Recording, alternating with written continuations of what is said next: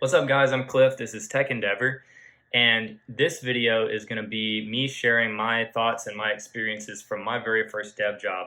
And to give a little context, I am currently a Lambda School student in their full stack web development program, and I was actually able to get hired about halfway through the program, which is super cool. And I owe basically all of this to them. And so I'm super grateful to have been a student and still be a student there at this school. It's been really great for me. I actually recorded a video talking about my experiences specifically with Lambda, my thoughts, some pros and cons that I wanted to share. And if you haven't seen that video, I'll link it here so you can go check that out. That being said, without further ado, let's get into the video.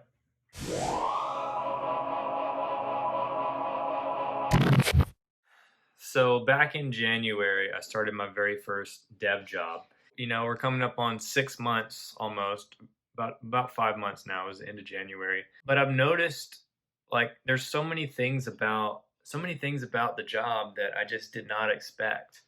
And there's a few things that did meet my expectations, but by and large, I'd say most of the things were it's not the type of thing that I thought that would. I didn't think these things would happen. I didn't think that I'd be in the position that I am. And it's all good. It's all good. And it's actually, I feel like because of the position that I am in, it's made me. It's kind of like forced me to be a better developer, which is really cool.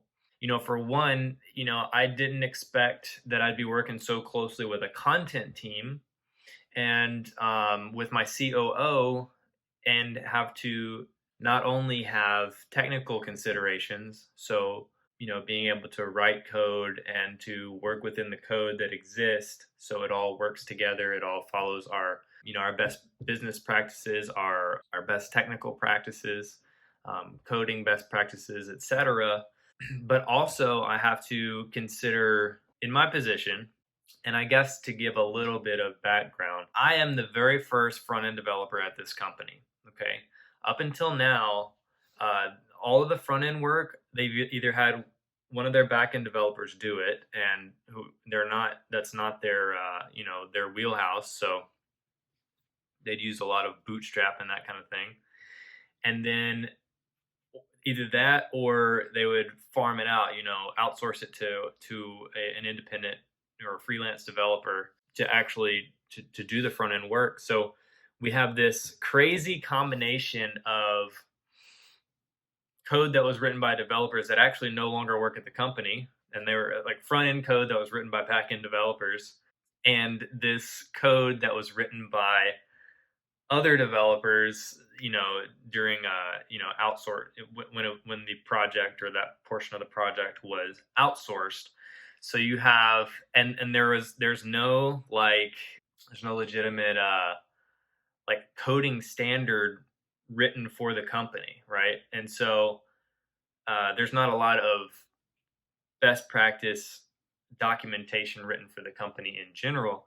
So you have these people that are just kind of doing their own thing, and then in the end, like it just becomes a mess. And so part of what I've been doing is sifting through that mess, determining the things that work, determining the things that don't work, and I'm actually helping to write that documentation, decide our best practices as a company. And remember, this is my first dev job. Okay.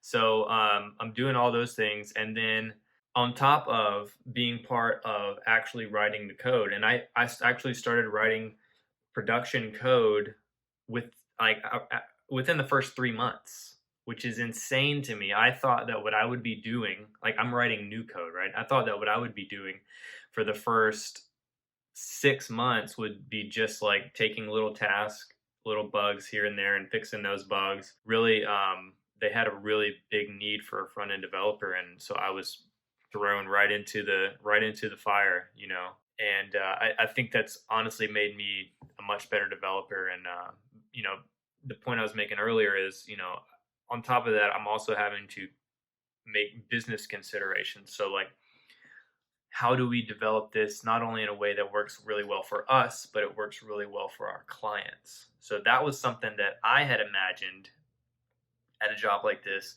would already be fleshed out, and I would just be kind of given like, okay, here's a ticket.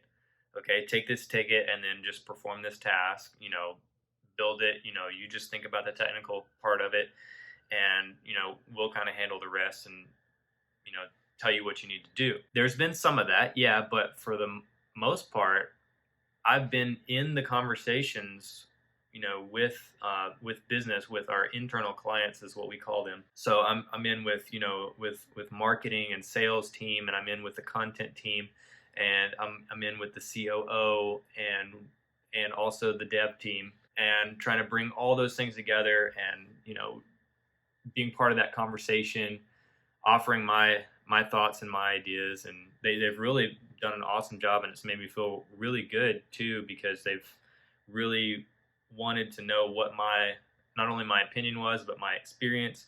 They wanted to know kind of the things that I've learned in school, like how can we apply some of those best practices. So in a lot of ways, I'm writing the book on what it means to be a front end developer at this company, and I'm writing the standards by which we're gonna be that by which we actually do our development on the front end. I never expected any of that, and yeah, it's just put me in a really good position to really grow as a not only a developer but as a person too. This is actually not only my first developer job, but it's also my first office job. So I'm learning a lot. I'm learning a lot here, and I think a lot of my situation is very specific to my company. It's going to be different, really, wherever you go and whatever position you're in. Um, it's gonna depend on where you are, obviously, but I think it's good to go into the job with kind of the mindset of, okay, this is kind of what I think will happen, and these are kind of some expectations that I have, but also I understand that it might not be like that at all. And that might be a good thing, and that might not be such a good thing. But either way, just know that some of the things are going to meet your expectations, some of the things are not. And it's really hard to say what it's going to be like, because your company is going to be unique. And another thing that I didn't expect was, I would say now I spend about maybe 20% of my time writing code, and the other 80% is in planning meetings and updating Jira tickets, and et cetera, et cetera. So it's having all these meetings. It's talking about our process, defining our process, because we are an agile team, and so we're constantly iterating over, like, okay, we did this way this time. Does this still work now? Was this something that we did specifically for that project, or is this something that we can take as a piece of the process and we can carry it forward and it will work, kind of as a universal process? So lots of things to consider all the time. And then, being responsible for my own task at the end of the day. So honestly, it's a lot, and it's a lot. I'm having to look at the whole process. I'm having to look at what's going on from 30,000 feet and from on ground level with a magnifying glass. As a developer, it's really easy for us to really get tunnel vision and really like just hone in on what we're doing, and we try to solve a very specific thing for a very specific problem. And it's easy for us to forget that this thing has to fit into the bigger picture. And that's something I'm constantly being reminded by my COO when, in the talks that we have. Without going into too much detail, I was given this project. I was given this, there was this problem that we needed to solve. And so I kind of went off for a couple of days, and I honestly didn't talk to a lot of people during this. We're working from home, and it's pretty easy to just go without talking to someone. So you had to be pretty adamant about like reaching out to people.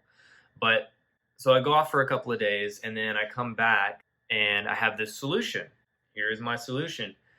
And So me and the COO look at it, and he immediately says, "Well," he's like, "Oh wow." First, he was like, "Oh wow, this is a this is kind of a genius solution." And then he goes, "But how is this gonna fit in with this?"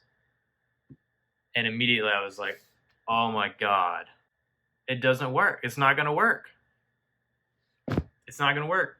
So because I didn't have those conversations from the beginning, those business conversations, I had to go back and refactor what I wrote. So I wasted a lot of time is what it boils down to.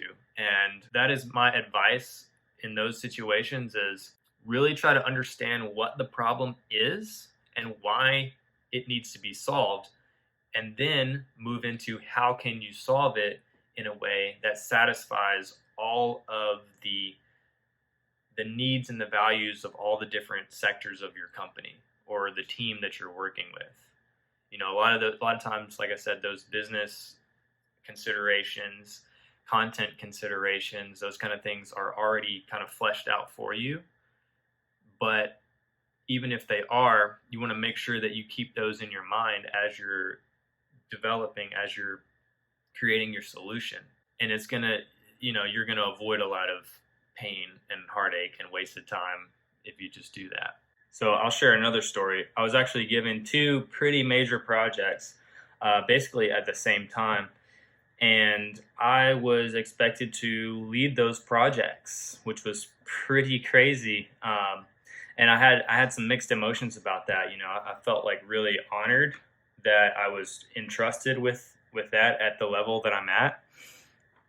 But also at the same time, it was very daunting and a little overwhelming. But I ended up going through the projects and completed them, and honestly, like, did really well. Like, I was very proud of the way that I handled it, and like I just came in and I gave it my all, and they both of those projects turned out really great. It was awesome. What I realized after the fact was, well, come on. What I realized after the fact was that pace that I set, there was no way I was going to be able to sustain that and not burn out.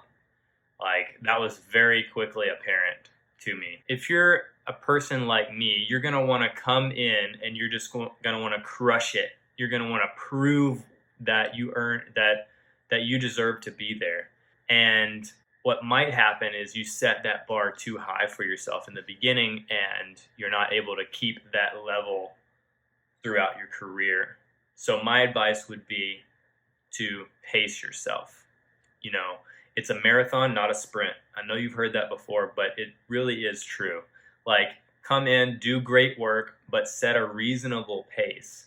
Because if you set the expectations too high in the beginning, then your superiors and your colleagues might start expecting you to continue this really unsustainable pace throughout your career at the company.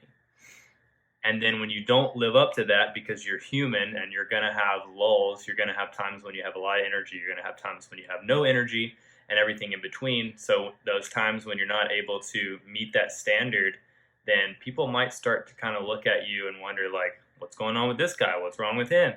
You know? So yeah, just pace yourself, set the pace, like, don't set the bar too high. You know, as I say, don't peak too early. But all in all, I love my job. It is so cool. It's a small company. There's like 16 people. I say like, there are 16 people in the company. And every day we have a Zoom chat at the beginning of the day and at the end of the day. And we just kind of, just kind of kick it and just talk about what's going on in our lives. And it's interesting because this is not a remote company, but we've all gone completely remote since the COVID-19 pandemic. So we're all kind of adjusting with that, but it's an awesome place to work, and I think it's a really awesome opportunity, especially for my first job. We're actually talking about very soon we're going to be rewriting our legacy code, and I'm so excited about that. I get to be a part of that. I get to actually offer my insight and my opinions and my observations about how the code is working now, how we're working with it, and how can we rewrite it in a way that's so much better. But anyways, I just wanted to share my experience with my first job, and I hope it kind of helps give you a better understanding of what to expect, what not to expect when you go into your new job. Just know that like your situation is going to be different. Take what I've said with you, but also remember like no two situations are the same.